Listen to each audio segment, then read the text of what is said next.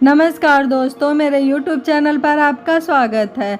आज की कहानी है माँ पापा आपने तो कहा था दादी बाबा तीर्थ यात्रा पर गए हैं, फिर वो यहाँ कैसे। रोहित अपने माँ बाप से दूर बेंगलुरु में इंजीनियरिंग की पढ़ाई कर रहा था।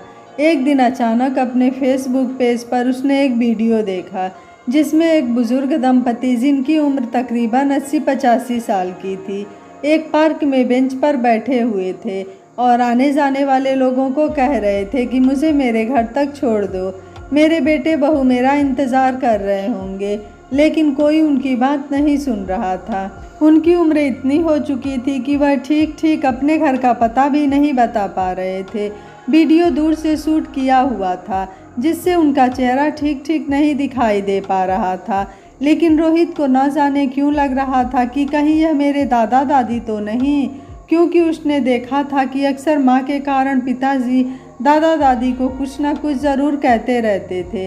एक बार तो उन्होंने यहाँ तक कह दिया था कि आप मेरी ज़िंदगी से कहीं चले क्यों नहीं जाते, क्योंकि माँ दादा दादी को बिल्कुल भी पसंद नहीं करती थी।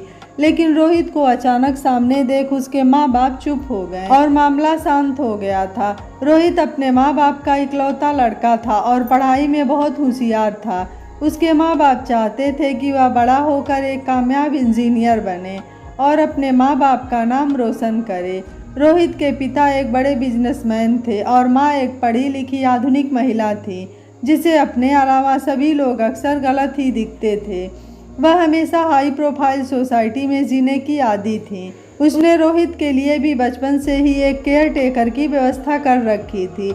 रोहित के दादाजी एक किसान थे। उनके पास कई बीघे ज़मीन हुआ करती थी जिसे उन्होंने अपने बेटे की अच्छी शिक्षा के लिए बेचना पड़ा था। रोहित के दादा दादी बहुत ज़्यादा पढ़े लिखे तो नहीं थे लेकिन बहुत अच्छे थे। रोहित उनका बहुत लाडला था। रोहित को जो भी प्यार और संस्कार मिला था वो अपने दादा दादी से ही मिला था, क्योंकि उसके माँ पिता के पास तो इतना समय ही नहीं था कि रोहित के पास 5 मिनट बैठें। पूरे 1 घंटे बीत गए थे इस वीडियो को देखकर, लेकिन रोहित मन ही मन बहुत बेचैन हो रहा था। अपनी बेचैनी को ख़त्म करने के लिए उसने अपने घर पर फ़ोन किया। उसकी माँ ने फ़ोन उठाया। रोहित ने फ़ोन पर उनका हाल चाल पूछा और साथ ही दादा दादी का भी हाल चाल पूछा। उसकी मम्मी ने बोला कि दादा दादी अभी सो रहे हैं और जब वो उठेंगे तो उनसे बात करा देगी, और फ़ोन काट दिया। सुबह के 10 बज रहे थे और दादा दादी अभी तक सो रहे हैं। यह बात रोहित के गले उतर नहीं रही थी, लेकिन वह अपने घर से बहुत दूर शहर में था और वह वीडियो बार बार उसकी आंखों के सामने घूम रहा था। वह बहुत बेचैन होने लगा। उसने फिर से वह वीडियो डाउनलोड किया और बड़ी बारीकियों से बार बार कई बार देखा।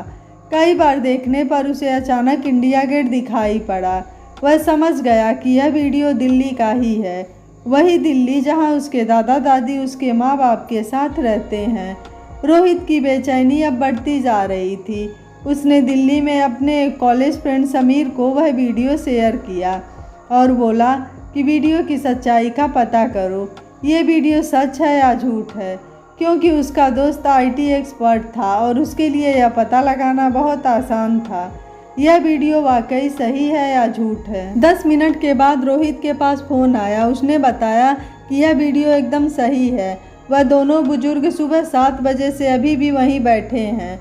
यह सुनकर रोहित के मन में शक ने जन्म लिया और यह शक धीरे धीरे हकीकत में बदलता नजर आ रहा था।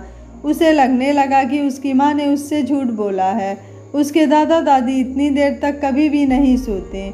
वह तो हमेशा सुबह 4 बजे उठकर भगवान का भजन करने लगते हैं, उनका नाम जपने लगते हैं। उसका मस्तिष्क तप रहा था। उसके मन में उसके माँ बाप के लिए बहुत सारा गुस्सा उबाल खाने लगा, लेकिन वह मायूस था कि वह अपने प्यारे दादा दादी से इतनी दूर है। अब पता नहीं उनका क्या होगा। रोहित ने अपने दोस्त से कहा, दोस्त आज पहली बार तुमसे एक मदद मांग रहा हूँ, मुझे मना मत करना प्लीज़। तुम जाकर मेरे दादा दादी को कुछ देर के लिए अपने यहाँ ले आओ। मैं अभी फ़्लाइट पकड़कर वहाँ आऊँगा और उन्हें अपने साथ बेंगलुरु ले आऊँगा। प्लीज़ दोस्त मेरी इतनी रिक्वेस्ट मान जाओ, मैं तुम्हारा एहसान ज़िंदगी भर नहीं भूलूँगा। समीर ने कहा, रोहित इसमें कोई एहसान की बात नहीं। अगर इनके जगह कोई और भी होता तो भी मैं उनकी मदद ज़रूर करता, क्योंकि हमारे माँ बाप भले ही हमारे दादा दादी को भूल जाएं, लेकिन हमारे अंदर जो संस्कार कहीं ना कहीं बचे हुए हैं वह हमें अपने दादा दादी से ही मिले हैं। वैसे भी हमारे माँ बाप के पास हमारे लिए समय ही कहाँ है, वह तो अपनी हाई प्रोफाइल सोसाइटी में व्यस्त रहते हैं। उन्हें अपने बुज़ुर्ग माँ बाप और अपने बच्चों की फ़िक्र कहाँ होती है। तुम चिंता मत करो, मैं अभी निकल जाता हूँ। अगले 5-7 मिनट में ही मैं वहाँ पहुँच जाऊँगा। तुम अपना ख्याल रखना और चिंता मत करना। मैं तुम्हारा दोस्त ही नहीं, तुम्हारा भाई भी हूँ, और वह भी मेरे दादा दादी के समान है। यह कहकर उसने फ़ोन रख दिया और चल पड़ा इंडिया गेट की तरफ। इंडिया गेट पहुंचकर उसने चारों ओर दादा दादी को ढूंढा, लेकिन वह कहीं नहीं मिले। समीर दुखी हो गया। अब वो रोहित को क्या जवाब देगा। काफ़ी ढूंढने के बाद वहीं खड़े एक सिपाही से उन्होंने दादा दादी के बारे में पूछताछ की तो पता चला कि पुलिस उन्हें वहीं पास के थाने में ले गई है, क्योंकि वह पिछले 4-5 घंटों से वहीं बैठे थे। इस वजह से उनकी तबीयत बिगड़ने लगी थी। वह तुरंत ही बताए गए पुलिस स्टेशन पर पहुंचा। दादा दादी को देखकर उसकी सांसों में सांस आई और उन्हें लेकर वह अपने घर चला गया। घर जाकर उसने अपनी माँ को सारी सच्चाई बताई। उसकी माँ ने उसकी पीठ थपथपाई और बोली, आज तुमने मेरा सर गर्व से ऊंचा कर दिया। उसने रोहित को फ़ोन करके दादा दादी के बारे में बताया। शाम को 4 बजे रोहित दिल्ली पहुंच चुका था। वह मन ही मन बहुत खुश था कि भगवान ने समीर जैसा दोस्त दिया है उसके जीवन में। वह दादा दादी से मिलकर बहुत खुश हुआ। खुशी से उसके आंसू छलकने लगे। दादी ने उसको अपने गले से लगा लिया और ढेर सारा प्यार किया। अगली सुबह वह अपने दादा दादी को लेकर वापस बेंगलुरु चला आया। इस बीच वह अपने घर कभी कभार आता था और जब भी वह अपने दादा दादी के बारे में पूछता तो उसे जवाब मिलता कि वह तीर्थ यात्रा में गए हुए हैं। लेकिन सच्चाई तो रोहित को मालूम ही थी। वक्त बीतता गया और रोहित एक कामयाब इंजीनियर बन गया। उसको एक मल्टीनेशनल कंपनी ने बहुत बड़ी नौकरी ऑफर की। कंपनी ने बड़ा सा घर गाड़ी दिया था जहां वह अपने दादा दादी के साथ सुकून से रहता था। इसी तरह 5 साल बीत गए। कंपनी ने अपनी मेहनत और लगन की वजह से वह साल दर साल आगे तरक्की करता गया। कंपनी ने एक अवार्ड फंक्शन ऑर्गेनाइज किया जिसमें रोहित को अवार्ड मिलना था। रोहित ने अपने माँ बाप को भी बुलाया था। इस अवार्ड फंक्शन में समीर और उसकी माँ भी आई हुई थी। स्टेज से रोहित का नाम अनाउंस हुआ।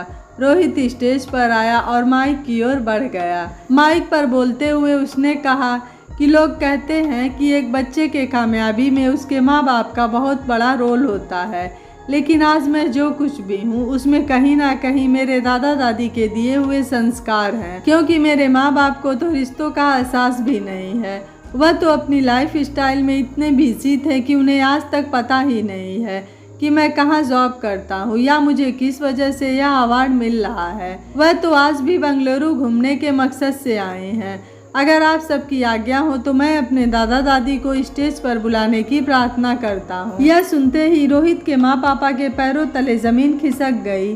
सारा हाल घूमता हुआ दिखाई दे रहा था और अपना किया हुआ उनके आंखों के सामने दिखने लगा था कि कैसे वो अपने माता पिता को पार्क में घुमाने के बहाने ले गए थे और उन्हें बेंच पर बैठाकर, पिताजी माँ आप यहाँ बैठो, मैं अभी आप लोगों के लिए कुछ खाने को लेकर आता हूँ। ऐसा कहकर वह अपने माता पिता को वहीं छोड़कर चले आए थे। उन्होंने सोचा था कि कुछ दिनों के बाद रोहित से कह देंगे कि दादा दादी गुजर गए। वह अपनी गलती पर आंसू बहाने लगे। उन्हें एहसास हो गया था कि जैसा उन्होंने अपने माँ बाप के साथ किया है, कहीं आगे रोहित भी उनके साथ ना करे। उन्हें रिश्तों का एहसास हो गया था। रोहित ने अपने दोस्त की दोस्ती का भी जिक्र किया कि कैसे उसने एक अच्छे दोस्त के साथ साथ एक अच्छे इंसान होने का भी फर्ज निभाया था। रोहित के दादा दादी को स्टेज पर बुलाया गया। उसके दादा ने एक बात बोली कि बच्चे कैसे भी हों, माँ बाप के लिए हमेशा ही प्यारे होते हैं। मुझे अपने बेटे बहू से कोई शिकायत नहीं है। शायद उनकी कोई मजबूरी रही होगी या वह हमें बेंच पर छोड़कर भूल गए होंगे। क्या पता वह वापस आए भी होंगे और मैं ही उन्हें नहीं मिल पाया होऊंगा। हाल में बैठे सभी लोगों की आंखें नम हो गई थी। रोहित के माँ बाप भी स्टेज पर आ गए और स्टेज पर आकर उन्होंने सबके सामने अपनी गलती स्वीकार की और अपने माँ बाप से माफ़ी मांगी। उन्होंने माफ़ करते हुए अपने बेटे बहू को गले से लगा लिया। रोहित ने अपने माँ पापा से कहा, दादी बाबा का बहुत बड़ा दिल है जो उन्होंने आप लोगों को माफ़ कर दिया, लेकिन मैं आप लोगों को कभी भी माफ़ नहीं कर सकता हूँ इस गुनाह के लिए। क्या आपको दादी बाबा पर एक बार भी दया नहीं आई कि वो इस उम्र में कहाँ जाएंगे, जिस उम्र में माता पिता को अपने बच्चों के प्यार और अपनापन की सबसे ज़्यादा ज़रूरत होती है, उस उम्र में आपने मेरे दादी बाबा को दर बदर भटकने के लिए छोड़ दिया। माँ, मैं जानता हूँ पापा ने आपके कहने पर ही यह सब किया है। माँ, अगर कल को आपकी बहू आपको और पापा को छोड़ देने के लिए मुझे कहे तो क्या मैं आप दोनों को छोड़ दूँ? नहीं नहीं बेटा, ऐसा मत कहो। माँ, जिस बात को सोचकर ही आपकी आत्मा कांप गई, सोचो उस बात को दादी बाबा ने महसूस किया है, उनके दिल पर क्या गुजरी होगी। इस बात पर आप दोनों विचार ज़रूर करिएगा। मैं चलता हूँ, मैं अपने दादी बाबा के साथ इस दुनिया में बहुत खुश हूँ। यह कहकर रोहित अपने दादी बाबा को लेकर चला गया। दोस्तों, अपने माता पिता के साथ कुछ भी बुरा करने से पहले ये ज़रूर सोचिएगा कि कल को हमारे बच्चे भी हमारे साथ ऐसा कर सकते हैं। आपको रोहित का फैसला कैसा लगा, आप मुझे अपनी राय कमेंट बॉक्स में ज़रूर दीजिएगा। वीडियो पसंद आया है तो वीडियो को लाइक शेयर एंड चैनल को सब्सक्राइब कर लीजिएगा। Thank you for watching. मिलते हैं अगली कहानी में।